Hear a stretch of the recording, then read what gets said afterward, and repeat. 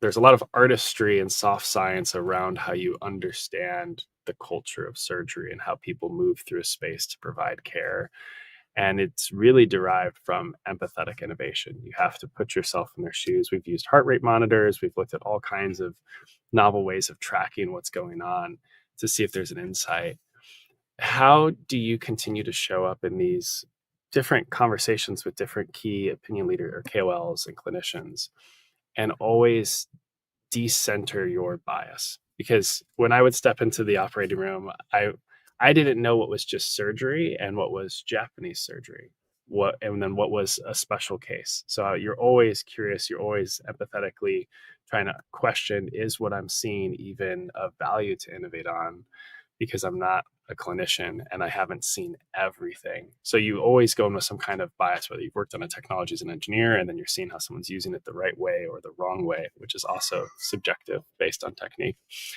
So how have you continued to lead with that curiosity and empathy across a wide range of technical fields? Because I know you've worked in obesity and lung as well. I don't know what other spaces you've worked in clinically over the years. Yeah, let's talk about the clinician side of things. One thing that we do really well in both at J&J and some of the other companies I work with is um, talking to clinicians and getting their insights, right? We would create these KOL groups. So, key opinion leader, somebody who is perceived to be a thought leader in their field. And we would invite these clinicians on whatever frequency, show them our technology, get their feedback. Sometimes we would bring a group of them together. We call them advisory boards. And it's it's hard not to fall in the trap of being in an echo chamber because typically people would like those who liked our products, right? That's just human nature. Hey, I love your technology. You've spent 9 years building this. Like, when can I have it? We love those surgeons, doctors. But those who are like, well, my hand is small, woman, Asian, doctors, that it's not working for my glove size. I cannot reach this trigger.